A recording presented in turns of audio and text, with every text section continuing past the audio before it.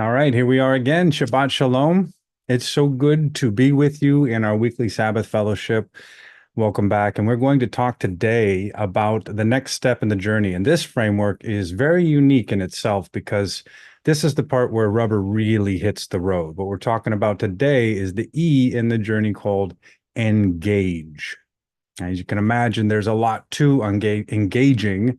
And it has a lot to do with some in-depth talks about, well, what you've been gifted with. So we're going to unpack this quite a bit. We utilize this framework as a way for you to see from a different perspective some of the biblical things that you have known probably deep down for a long, long time, but the dots haven't been connected quite yet on just how important this part of your journey is. So with that, let's enter into the engage framework, starting off with the letter E, which is empowerment. You see, beloved, we were not given a spirit of fear, but we were given a spirit of power and of love and a sound mind. It's important that everything that we do in engagement is empowering, right? This is all about adding power. It's not about taking away from people. It's about a body coming back together, not being segregated, separated, and utterly destroyed, which the enemy would truly like to have happen. I'm sure you know that. Let's talk about N real quick. The nurturing. Just like the nurture framework, this is an absolute critical element inside of the engage framework because why? It has to be nurturing. When the apostles were talking about how that they longed after them like a mother does their child, the same way that the Father has compassion and mercy and nurturing in us, allowing us this grace to come along this journey in a return to relationship with Him. So likewise, we ought to be in this nurturing stage. We'll unpack all of that. Let's talk about giving. Giving is one of those things that's completely misunderstood across the board. The Lord loves a cheerful giver. The Father gives us freely that we may give freely. You know, if the Father is not filling up your cup right now, it may seem very difficult to be able to pour out. But as you come along this journey and again, draw near to the Father. What does He do? Draws near to you. He'll begin to fill that cup up in a place of abundance that you will gladly give. Now, this isn't about giving to a church or like most people have been taught. It's about giving to the body, whether that be time, money resources, other food resources, just encouragement. There is a giving that happens. And again, as we unpack this, you'll see it's much, much broader than some of the things that we've been taught. Let's talk about the A. Oh, yeah, action. Just like we have inside of this space of fellowship, the net result is to bring you to a place where you can identify actions that you can take in your life to move along your journey. And we encourage that. Be able to reflect and look at it, but ultimately come to the place where you have identified what action you can take. Because, beloved, it is the doing where the rubber meets the road. In this action step, we're going to unpack at great length too. Let's talk about G, growth. Understand that we, individually, me, I am growing still. You, beloved, are growing still. There is a growing process. And that's one of those things that helps us return to that childlike state. So we understand that we're all making mistakes. We're all on a journey. We're all trying to return to the Father here. So we've got to, again, through Christ, come to this relationship, and it is growth, right? We've been planted in this earth. We die unto ourselves, and the thing that springs forth is this beautiful growth, this glorious honor to God's name. See, He planted you here. You didn't plant yourself, and nor did I. Now let's talk about E. Let's wrap it up. The last E here, enthusiasm. You know, a lot of people have heard the statement, a lot of dead people sitting in pews. And it's a sad fact. Why? Because we're missing a lot of this engage framework inside of the fellowship that happens within a congregation. These elements all come together, play together, and there has to be an enthusiasm, not merely a motivation. See, that motivation is kind of fleeting. It'll come, it'll go, it'll peak high, and then you go really, really low. Enthusiasm's like a train, right? Like a steam engine. As long as you keep packing in the coal, doing the work, it continues to produce without fail. Enthusiasm is something that we all can work on. Amen. So this is the engage framework. We're going to unpack each one of these now at a little bit depth. Okay, so bear with me. We're going to make this. We only got two more. This is the second to the last framework, and then we're going to go into some really fun conversations. But for now, let's jump right in, shall we? So back to the first E, empowerment. What are we looking at? Well, 1 Peter 4:10 will show you this. Each of you should use whatever you have received to serve one another as faithful stewards of God's grace in all of its various forms. That's a lot to unpack there, isn't it? So you've been given something, and that something is a key and a tool of empowerment, not for yourself, beloved, but for others. And that's how this all begins within the body, this engagement, this understanding that I have not been gifted something for myself. I have to recognize what are those gifts, talents, and abilities that the Father has given me in the first place. How do we do that? You know, I remember last year when the Father was beginning to unpack all of this with me, and he allowed me to go through a coaching process, which is very akin to discipleship. And even in the scriptures, it says the children of this world are more wise than the children of the kingdom. So out in the world, we have all of this coaching apparatus. But guess what? That leads to what? Evaluating ourselves. And that's one of the most difficult things that I've found in my 22 years of this race so far, is the ability to be completely truthful and understand where I'm at. What are my gifts? What are my talents? What has God put me here to do? And as I went through that process, I went through a series of assessments that allowed me to collate data from different perspectives about what my gifts, talents, abilities are. And then I solicited feedback from those around me whom I actually care about their opinion. You know, my parents, my spouse, my children.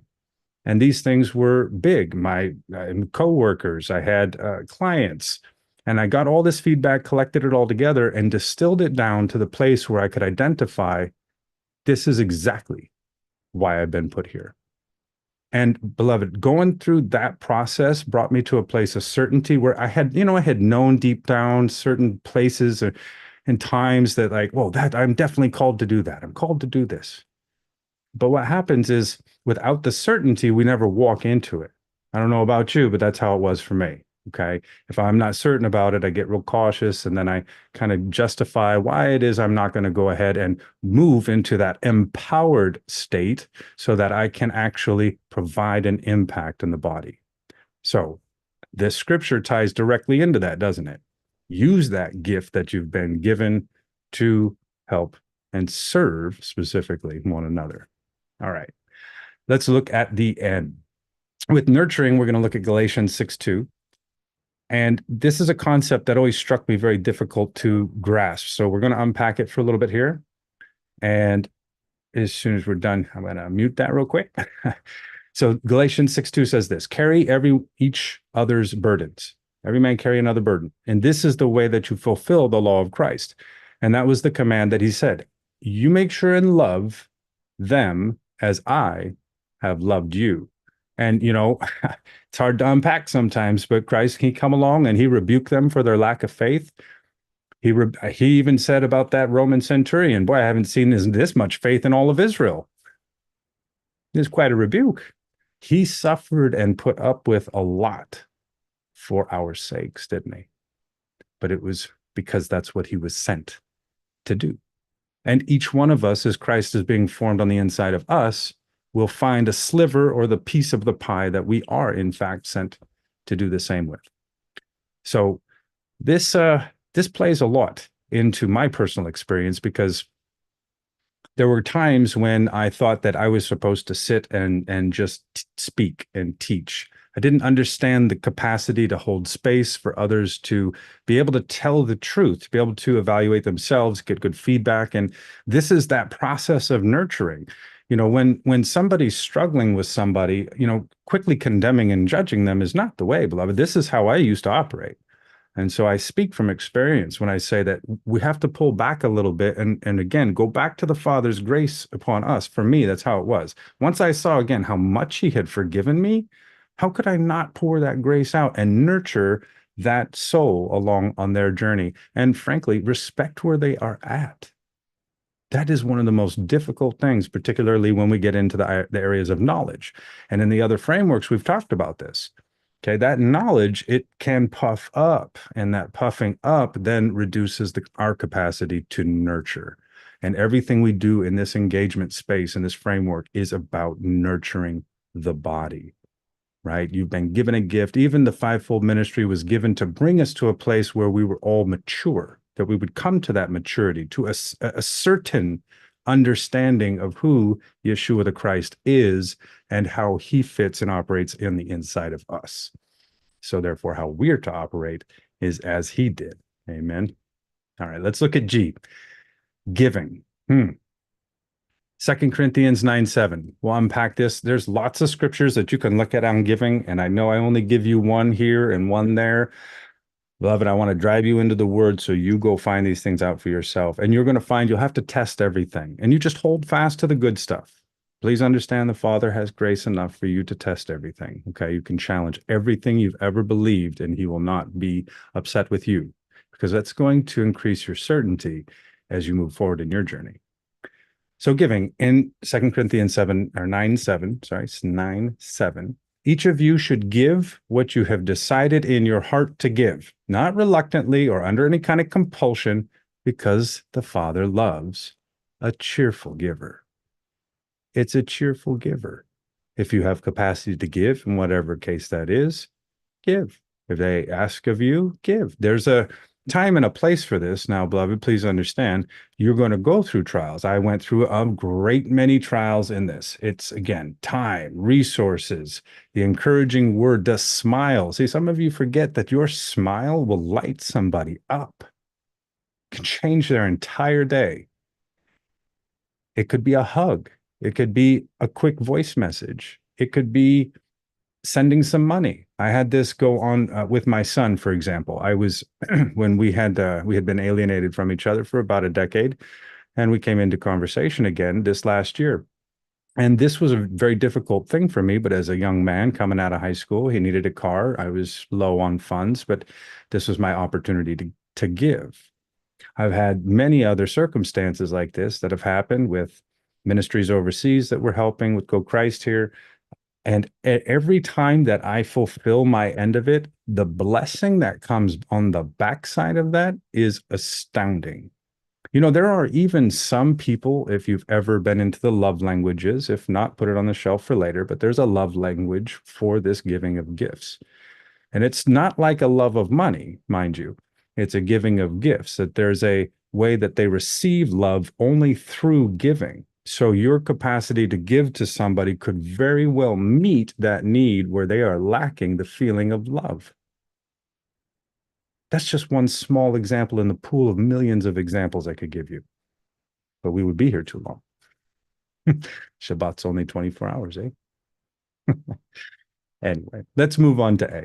So action. I mean, giving should be obvious, right? But then there's that taking of action. When are you actually going to take the action? Right? Go to James 2:17. It says, in the same way, faith by itself, it's dead. If it's not accompanied with works, it's all alone. If it's not accompanied with action, it's worthless. I could say, I love you all day. Or I could say, oh, you love me, and you be horrible to me. Do you really love me? See, it's always the mix, right? There's the mix of the faith with the works. There has to be a manifestation on this side as you speak into that side. So how does this come up? Just do what you say you'll do. You know, I'm talking to myself here, so I don't think I'm perfect at this in any way. In some ways, I suppose, because I'm working on it, right? I recognize the fact that I would say things and then not do them. And this is not the way that we're to be, beloved. As believers, we come to a place where the doing speaks for itself. You know, I've heard there's this phrase, I've heard this a few times, but it says, preach the gospel and use words if necessary. You've probably heard this before. Because our actions do speak louder than our words. And I could do all the things, but if I don't have love, I'm worthless. I could say all the things and say all the things, but if I take no action, it's worthless. Do you see? That's like sparring with the air, beating at the air. No, we do real work here. And that's what we are going to unpack inside of this fellowship. What is the action that you're going to take away from this message of the Engage framework? All right, let's take a look at G. Now, G is about growth, right? We're growing, we're God's planting, we're his husbandry, he's the pruner, we're the branches, Yeshua's the vine. Let's look at Ephesians. Paul always unpacks this so well. In 4:15 and 16, it says, instead, speak the truth in love. Now, be sure you read the context in front of that, okay? So you understand what he's saying. Instead of that, do this. Speak the truth in love, and we will grow to become, in every respect, a mature body of Yeshua the Christ, who is the head. And it's from him that the whole body will be fitly jointed together. Every supporting ligament, every joint's going to do what it needs to do to build itself up in love as everyone does their work, as everyone takes action. So that's where the growth comes in. You see, when you take action, if you fall short, guess what? You learn. If you do great, guess what? You learn. Whether you pass the test or fail the test, you will learn in the taking action within that test. That's how it's always worked for me. But engaging in any kind of service, this is going to promote not only your own personal growth, but it's going to help mature the rest of the body that's around you, that you're connected with. And remember, not all pieces of the body are all tied together. The left arm and the right knee don't usually get together that often. But in their own respect, they are absolutely part of the body, and they are very connected to the parts that are connected to them. Okay. And a lot of that has been, kind of misunderstood, at least in my walk. My understanding of this growth was, first, I had to pursue this knowledge. Like I had to go get all this knowledge. And so the first decade of my race, that's all it was. It didn't matter about doing anything. It didn't really matter about growth. It was just like head knowledge. I could quote the word. I could say the word. I could tell when people didn't understand the Bible they was reading. But again, what does that do? It puffs up. So even though I was growing in knowledge, I wasn't growing in my ability to actually engage in the body that was around me. And that was a great deficit. But in that taking action, I was able to see, once again, in those trials of failure, just pursuing knowledge, that there was room for improvement on my end. Yeah. Then the next 10 years, I'm pursuing a new bucket of knowledge. And I'm growing this time. I'm actually putting some action to it. I'm growing. I'm saying, no, but this is where I'm at. This is what I'm called to do in this framework here. And of course, all that extra knowledge, it puffs up. And even though there was growth, what could I see? Another opportunity to continue to grow. And over the course of the last year and a half, the growth has been, to some, they might say, absolutely amazing. They would have never believed. I myself would not have believed that this is the creature that God was trying to bring forth from the vessel that I had always known. So understand, let it come out, develop the skills, get the reps in. Don't be afraid. Be filled with power and love and a sound mind. All right, let's talk about the last E, enthusiasm. Of course, we're going to go to Paul here, right? Colossians 3:23 and 4. It says, whatever you do, work at it with all your heart as working for the Lord, not for human masters, because you know that you will receive an inheritance from the Lord as a reward. It is the Lord Christ that you serve. I could unpack this one for weeks with you. The idea that we've been sent on a mission, and that mission is for us to operate in whatever circumstance we find ourselves in, connect back to the Father, course correct that mission to be back in alignment with what we were sent here to do. And all the while, we're serving Him. And that's difficult. That's really difficult. There come times and places where we got to understand that ideally we need to bring this into every aspect of our life. There has to be an enthusiasm that what I'm waking up and here I am on a mission. It's the Father that's called me to this mission. He's given me grace for it. He's given me wisdom for it. And if you believe that and you've prayed that, then receive it because you have it. This is where the enthusiasm comes from. Again, that certainty of mission, that joyful heart, that enthusiasm, it just bubbles out. And then, of course, you join together in service and in fellowship with one another because you have that fellowship with the Father. And that enthusiasm is a fire, beloved, that cannot be put out. This is how the apostles went forth to die, is because of that certainty of the mission on the inside of them. They knew that the reward was in the end. This was all temporary. And there's nothing wrong with enjoying this life that we have here, understanding that it's temporary, understanding that when we engage, we give, understand that when we have enthusiasm, others will see that. I remember I was enthusiastic most of my race. In fact, I was so enthusiastic, I started like preaching very early in my walk. Any other preachers out there, you probably know what I'm saying. A little too early, didn't have things worked out quite right. And what I'd have to do is, well, sometimes a little too enthusiastic, have to go back, course correct that. Had to tear everything down, start again. This is this is the process that the Father has got for us. We're going to go into this leg of our journey. The storms are going to come. It's going to beat against everything we've built up. And only the things that remain can go to the next stage of the journey. We can't take the old baggage, beloved. We cannot take this with us, or we go into the next stage deceiving ourselves. And that's what I did. So I'm warning you, please take heed with this framework and understand how it works together. So we're getting a little close. Let's talk about some practical steps here. Now, before we go into this, because, I like to unpack practical steps here, I want to encourage you to join us in our fellowship after the broadcast over at gochrist.com/fellowship. I think you'll be pleasantly surprised with how we unpack this afterward. All right. How about identifying your gifts and talents? This is one of those things, again, I kind of unpacked it already, but I'm going to go through it in a little bit more detail. You can do all kinds of assessments. Beloved, there are assessments out the wazoo. None of this, necessarily new age, whatever you're comfortable with. I've used Clifton Strengths. That's the 34 strengths.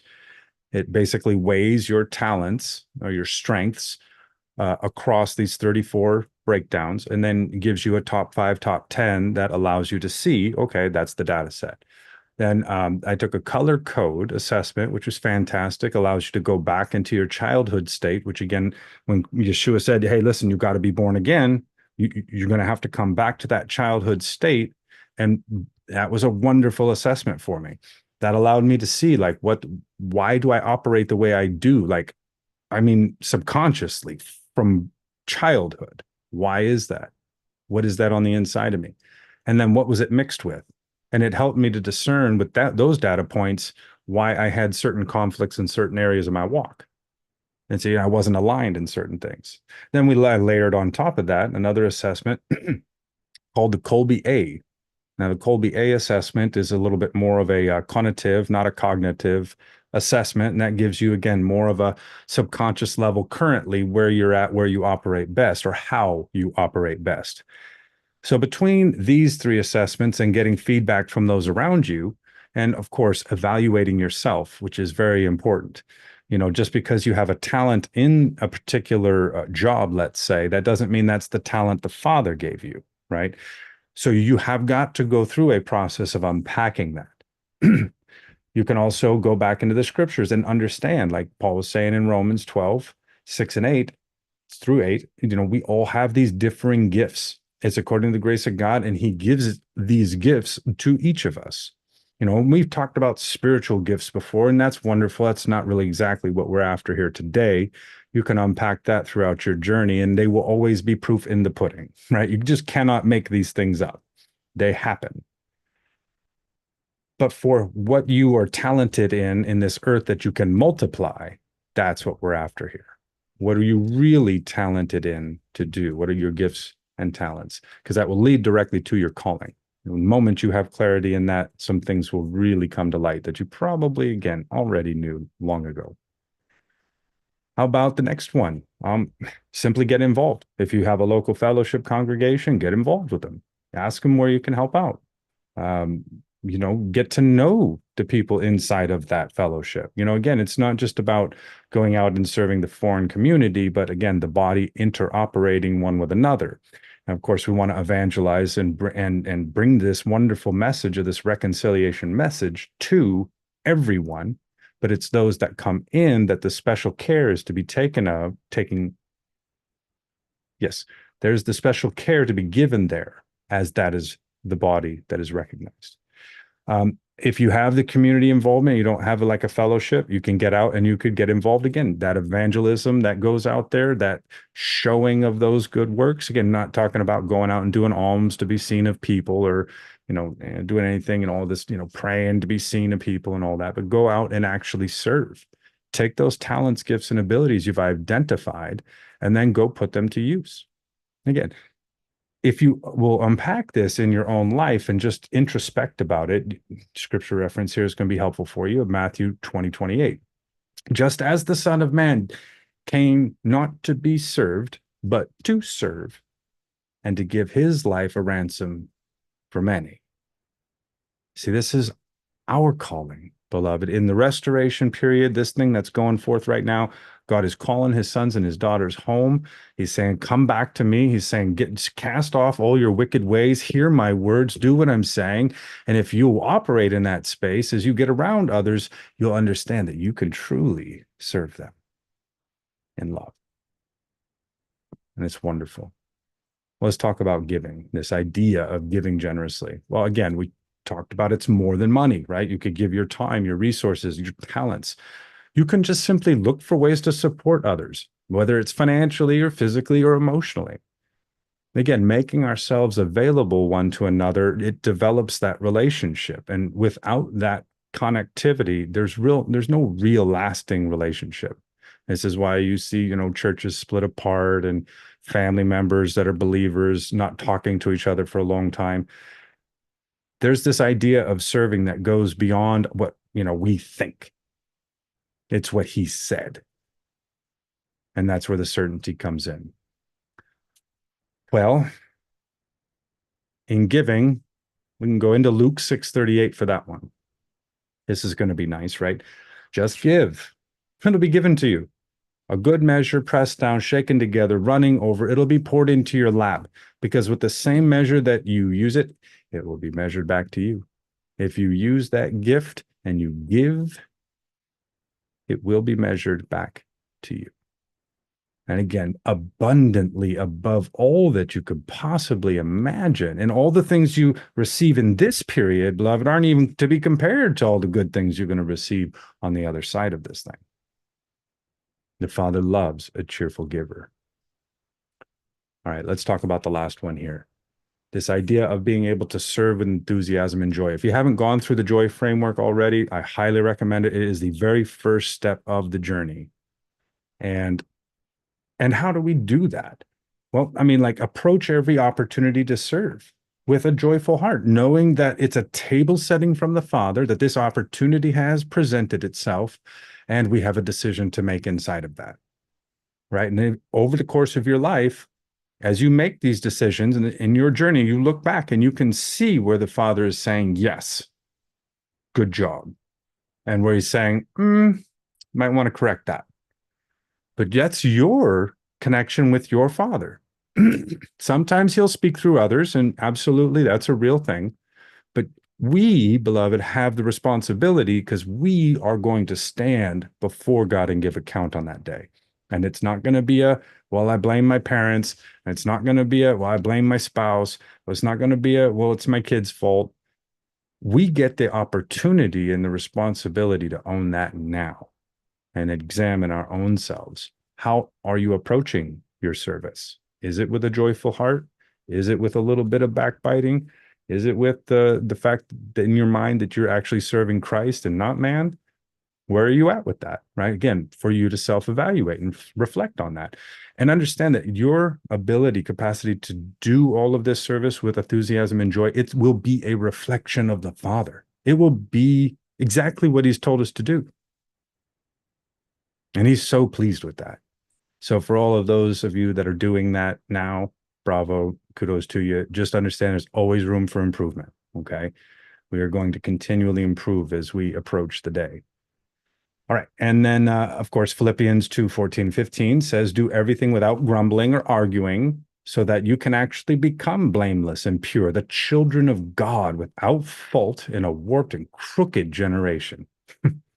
Then you will shine among them like the stars in the sky. Beloved, have you ever been out late at night in a dark place and actually seen how the stars shine in the sky?